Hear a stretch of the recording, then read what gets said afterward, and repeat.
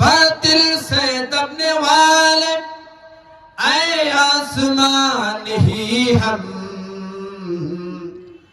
बातिल से दबने वाले ऐ आसमान ही हम,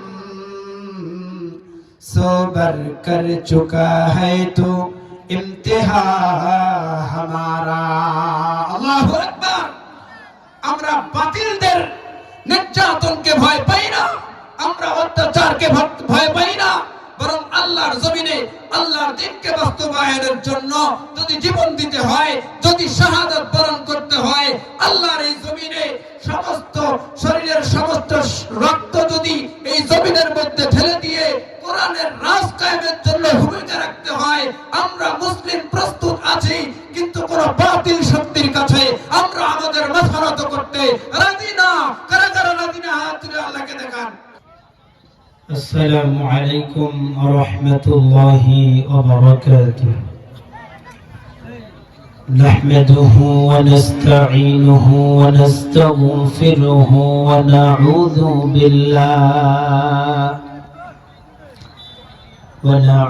بالله من شرور أنفسنا ومن سيئات أعمالنا. من يهده الله فلا مضل له، ونشهد أن لا إله إلا الله وحده لا شريك له، ونشهد أن سيدنا وسندنا وحبيبنا ومولانا محمدا عبد الله ورسوله، الذي أرسله بالحق بشيرا ونذيرا وداعيا إلى الله بإذنه وسراجا منيرا. أما بعد فقد قال الله تعالى في كلامه المجيد وفي فرقانه الحميد. সবাই আমার সঙ্গে পড়েন আউযু বিল্লাহি মিনাশ শাইতানির রাজীম। বিসমিল্লাহির রাহমানির রাহিম। ওয়ামা খালাকতুল জিন্না ওয়াল ইনসা ইল্লা লিয়া'বুদুন। صدقت يا ربنا. وقال تعالى في شان رسوله آمرا ومخبرا للمؤمنين والمؤمنات إلى يوم القيامة إن الله وملائكته يصلون على النبي يا أيها الذين آمنوا صلوا عليه وسلموا تسليما. সবাই মহব্বতে দুরূদ ইব্রাহিম পড়ি। اللهم صل على محمد وعلى آل محمد كما صليت على إبراهيم وعلى آل إبراهيم إنك حميد مجيد.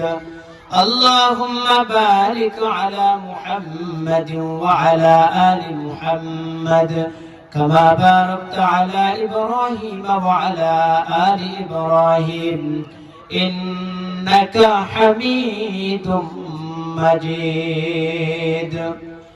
আধার দুনিয়া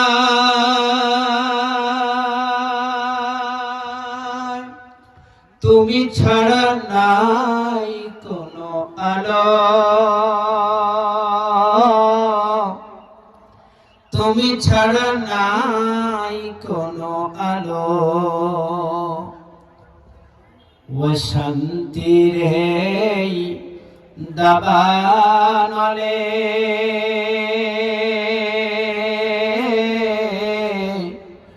মজলুমানের হাহাকারে জাহিলিয়াতের আধার ঘোচাতে তাওহীদি ঝড় তোলো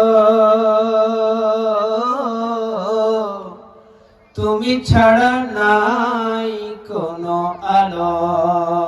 বিপ্লব মানে জীবন দেয়া বসে থাকা নয়, সে কোনদিন আসবে না রে, করো যদি ভয়, করো যদি ভয়। আসবে বিজয় রক্ত আর জীবনের বিনিময়, আসবে বিজয় রক্ত আর জীবনের বিনিময়। বিপ্লব মানে জীবন দেয়া বসে থাকা নয়, সে কোনদিন আসবে না রে, করো যদি ভয়। ঠিক না? লড়াইয়ের ওই ময়দানেতে যেতে তোমাকে হবে, প্রয়োজনে সব রক্তটুকু জমিনেই ঢেলে দেবে।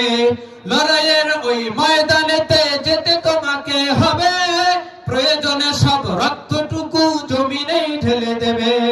তবুও তোমাকে লড়তেই হবে, মানিবে না পরাজয়। তবুও তোমাকে লড়তেই হবে, মানিবে না পরাজয়।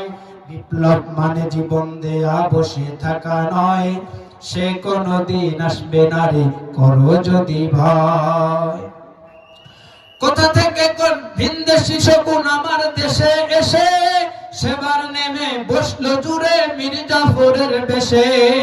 কোথা থেকে কোন ভিনদেশী শকুন আমার দেশে এসে সেবার নামে বসলো জুড়ে মীর জাফরের বেশে। ওদের করতে নাস্তানাবুদ হতে হবে নির্ভয়, ওদের করতে নাস্তানাবুদ হতে হবে নির্ভয়। বিপ্লব মানে জীবন দেয়া বসে থাকা নয়, সে কোনদিন আসবে না রে, করো যদি ভয়। নারায়ে তাকবীর, নারায়ে তাকবীর। আল কোরআনের আলো, আল হাদিসের আলো। আজকের মাহফিল, সম্মানিত উপস্থিতি, আপনারা যে যেখানে আছেন, অনুরোধ করে আপনাদেরকে বলবো, আপনারা যে যেখানে আছেন অনুরোধ করে বলবো, দয়া করে আপনারা যারা বাইরে আছেন দ্রুত প্যান্ডেলের ভিতরে ঢুকে যান। প্যান্ডেলের মধ্যে যথেষ্ট পরিমাণ জায়গা রয়েছে, এত সুন্দর প্যান্ডেল করেছি, আপনারা সবাই এই প্যান্ডেলের ভিতরে ঢুকে যান, মাহফিলকে সৌন্দর্যমণ্ডিত করুন। প্রিয় ভাইরা, আপনারা সবাই চলে আসুন। আসুন, আমি আজকে আপনাদের সামনে কুরআনুল কারীম থেকে একখানা আয়াতে কারিমা তেলাওয়াত করেছি। আল্লাহ তাআলা আমাকে যদি তৌফিক দেন, আমি এই আয়াতকে কেন্দ্র করে কিছু কথা বলবার চেষ্টা করব ইনশাআল্লাহ। আরেকটু জোরে বলুন না, ইনশাআল্লাহ। কোরআন থেকে কথা বলতে হবে কেন? আল্লাহর হাবিব সাল্লাল্লাহু আলাইহি ওয়াসাল্লাম বলেছেন, মান ক্বালা বিহি সাদাকা, যে ব্যক্তি কোরআন দিয়ে কথা বলে সে ব্যক্তি সত্য কথা বলে, তার মধ্যে কোনো ভেজাল থাকে না, নির্ভেজাল কথা বলে। কোরআন ছাড়া এই পৃথিবীতে যত কথা হবে সমস্ত কথার মধ্যে ভেজাল থাকার সম্ভাবনা আছে না নাই? কত পার্সেন্ট বলেন? ভুল থাকার সম্ভাবনা আছে। কিন্তু আল্লাহর কোরআনের মধ্যে ভুল থাকার কোনো সম্ভাবনা তো দূরের কথা, সন্দেহ করার কোনো অবকাশ নাই। আল্লাহ রাব্বুল আলামিন বলেন, যালিকাল কিতাবু লা রাইবা ফীহি। আল্লাহু আকবার। আল্লাহ বলছেন এটা এমন একটা কিতাব, এমন একটি কিতাব আপনার প্রতি হে হাবিব আমি নাজিল করেছি, যে কিতাবের মধ্যে ভুল তো দূরের কথা, সন্দেহের কোনো অবকাশ নাই। জোরে করেন সুবহানাল্লাহ। পৃথিবীতে আর একটি কিতাব এমন দেখাতে পারবে না কেউ যে কিতাবের লেখার শুরুতেই ভূমিকাতেই চ্যালেঞ্জ করবে আমি একখান বই লিখলাম, এই ভুলের মধ্যে কোনো ভুল নাই, কোনো সন্দেহ নাই, এ কথা বলার মতো কোনো বাপের বেটার সাহস এই পৃথিবীতে আছে? আর একটু জোরে বলেন, আছে? নাই। কারো সাধ্য নাই এ কথা বলার।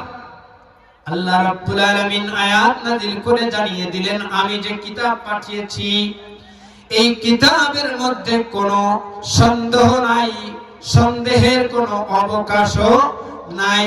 যদি কেউ সন্দেহ করে সঙ্গে সঙ্গে ঈমান চলে যাবে। নাউজুবিল্লাহ। এজন্য কোরআনকে সন্দেহ করা আমাদের জন্য চলবে। মুসলমান কোরআনের কথা যখন শুনবে, সুন্নাহর কথা যখন শুনবে, মুসলমান দ্বিধাহীন চিত্তে কোনো দিকে তাকাবে না, কোনো প্রশ্ন করবে না। কোরআনের কথা শুনেছে, আল্লাহর কথা শুনেছে, সঙ্গে সঙ্গে ঈমানদার আল্লাহর কথার সামনে মাথা নত করে নিজেকে সারেন্ডার করে দিয়ে বলবে, আল্লাহ সঠিক বলেছে, আমি ভুলের মধ্যে আছি, আল্লাহ সঠিক বলেছে, আল্লাহ সঠিক বলেছে। আল্লাহ বলছে কিতাবের মধ্যে কোনো সন্দেহ নেই।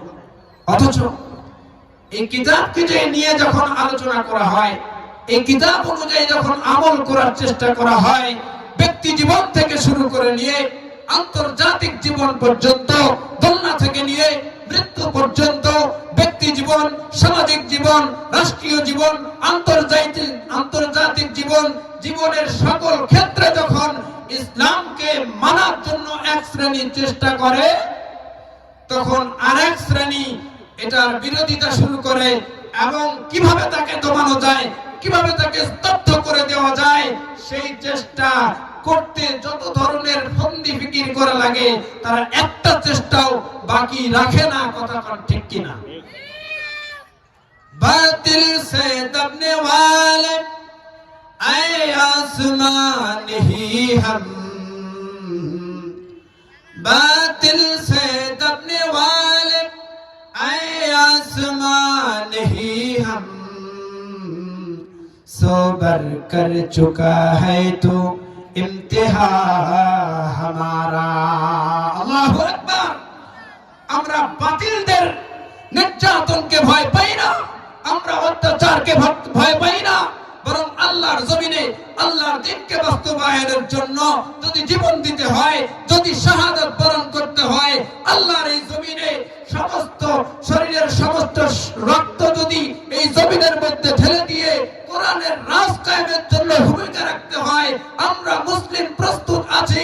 কিন্তু কোন বাতিল শক্তির কাছে আমরা আমাদের মাথা নত করতে রাজি না। কারা কারা রাজি না? হাত তুলে আল্লাহকে দেখান। নারায়ে তাকবীর, নারায়ে তাকবীর। আল কোরআনের আলো, আল হাদিসের আলো, আলেম ওলামা যেখানে, নারায়ে তাকবীর। প্রিয় ভাইয়েরা আমার, বাতিলরা সবসময় আমাদেরকে চেষ্টা করেছে দমানোর জন্য। আল্লাহ পাক রব্বুল আলামিন বলছেন, ইউরিদুনা লিইউতফিউ নূরাল্লাহি বিআফওয়াহিহিম ওয়াল্লাহু মুতিম্মু নূরিহি ওয়ালাউ কারিহাল মুশরিকুন। জোরে বলেন আল্লাহু আকবার। আল্লাহ বলছেন কাফেররা চায় আমার কোরআনের আওয়াজকে নিজের মুখের ফুৎকারে নিভিয়ে দিবে।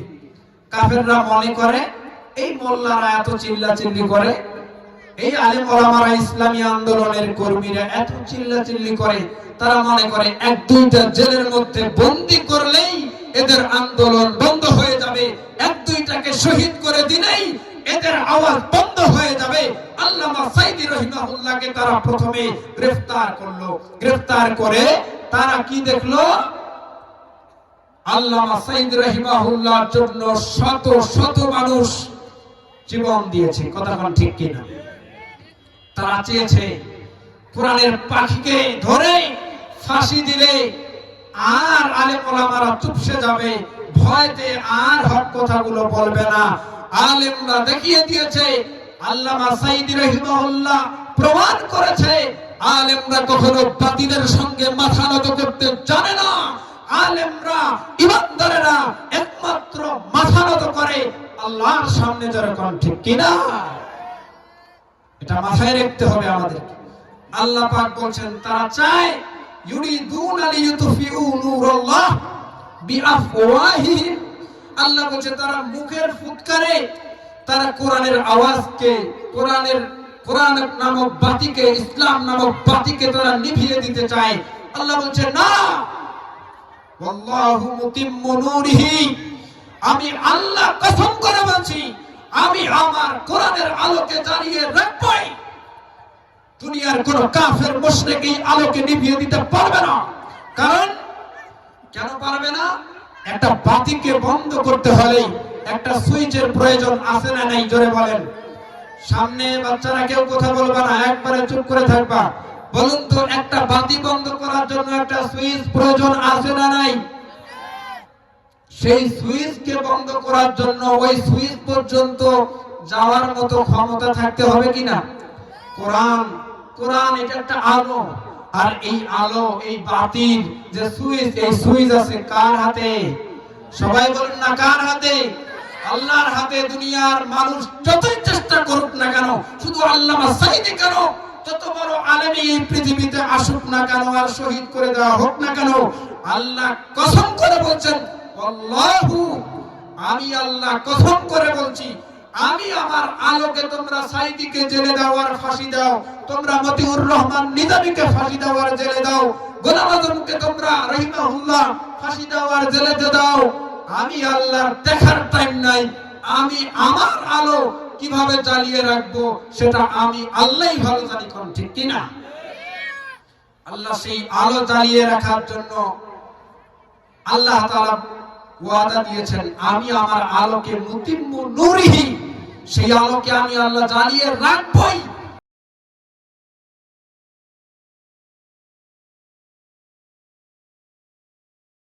মুসলমানরা একটু শান্তিতে থাকলে, ইমানদারেরা একটু শান্তিতে থাকলে, কাফের, মুশরিক, মুনাফিক, বেঈমানেরা যদিও একটু হিংসা করবে, যদিও একটু তাদের মনের মধ্যে ব্যথা লাগবে, আল্লাহ বলছে কিচ্ছু করার নাই।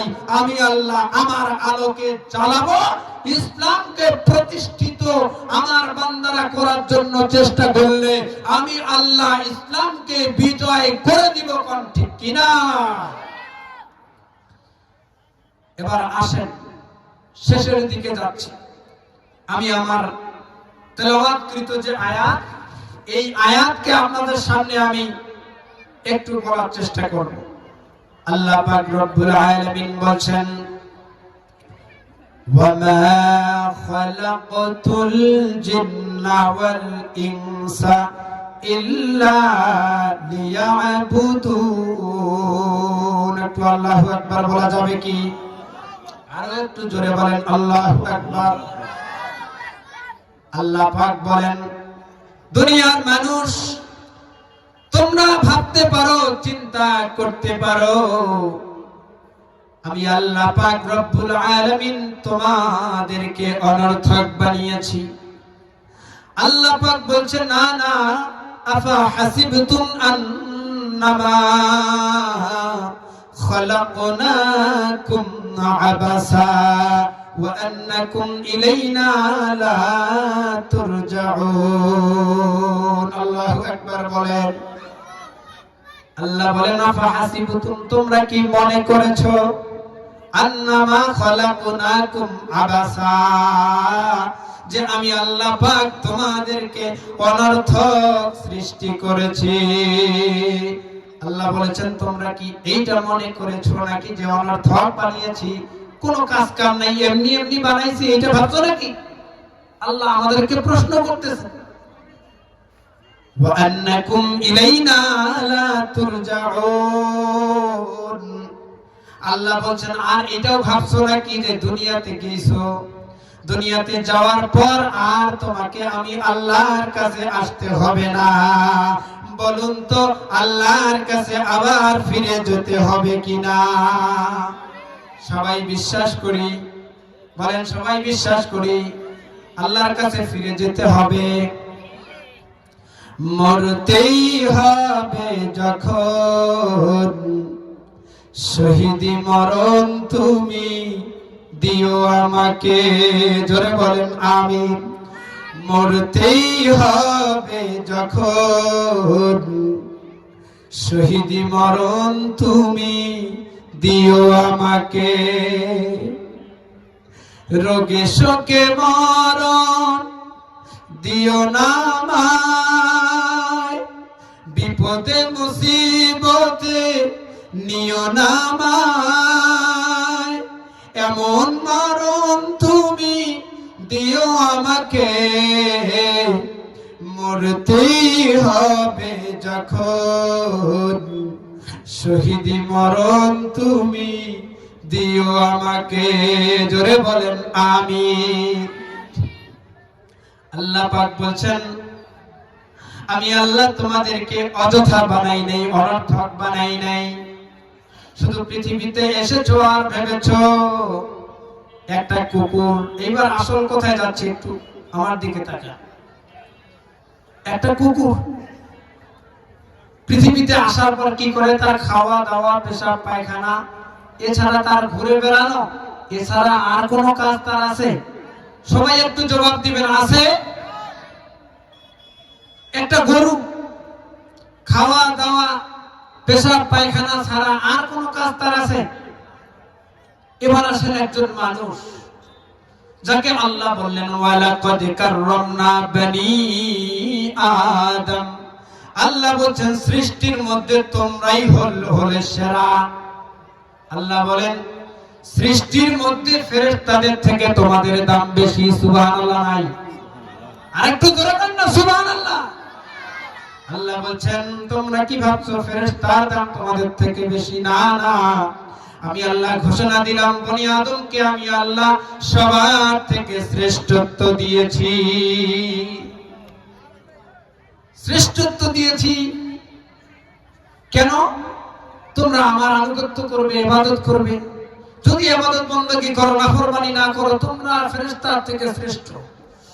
আর যদি তোমরা আমার নাফরমানি করো, আল্লাহ বলেন ওয়ালাকাদ যারানা লিজাহান্নামা কাসীরাম মিনাল জিন্নি ওয়াল ইনসি লাহুম কুলুবুল লা ইয়াফকাহুনা বিহা ওয়া লাহুম আ'য়ুনুল লা ইউবসিরুনা বিহা ওয়া লাহুম আযানুল লা ইয়াসমাউনা বিহা উলাইকা কাল আনআমি বাল হুম আদাল উলাইকা হুমুল গাফিলুন। চিৎকার দিয়ে বলুন আল্লাহু আকবার। আল্লাহ পাক বলেন আমি আল্লাহ পাক রব্বুল আলামিন মানুষ এবং জিনদের মধ্য থেকে অনেককেই জাহান্নামের জন্য সৃষ্টি করেছি। আল্লাহ পাক বলেন জাহান্নামে কাদেরকে দিব জানো? আমি আল্লাহ তিনটা বদ গুণ বর্ণনা করছি, শোনো। এই তিনটা বদ গুণ যদি কারো ভিতরে থাকে, আমি আল্লাহ পাক রব্বুল আলামিন তাদেরকে জাহান্নামে নিক্ষেপ করব। কি কি সেই তিনটা গুণ? আল্লাহ পাক বলেন লাহুম কুলুবুল লা ইয়াফকাহুনা বিহা। আল্লাহ বলেন তাদেরকে আমি আল্লাহ কলব দিয়েছি, অন্তর দিয়েছি। অন্তর দিয়ে সত্যটাকে সত্য বোঝার জন্য, আর মিথ্যাটাকে মিথ্যা বোঝার জন্য, হকটাকে হক ভাবে বোঝার জন্য, বাতিলটাকে বাতিল ভাবে বোঝার জন্য আমি আল্লাহ কলব অন্তর দিয়েছি। ও বান্দা, কলব পাওয়ার পরেও তুমি যদি সত্যকে সত্য বলতে না পারো, শুধুমাত্র একটা সিগারেটের জন্য, সামান্য একটা চাকরির জন্য, সামান্য একটু স্বার্থের জন্য যদি সত্যকে সত্য বলার মতো সাহস তোমার না থাকে, আল্লাহ বলছেন এই বদগুণ থাকার কারণে তুমি মানুষ হও আর জিন হও, আমি আল্লাহ পাক তোমাকে জাহান্নামে নিক্ষেপ করব। জোরে কান নাউযুবিল্লাহ।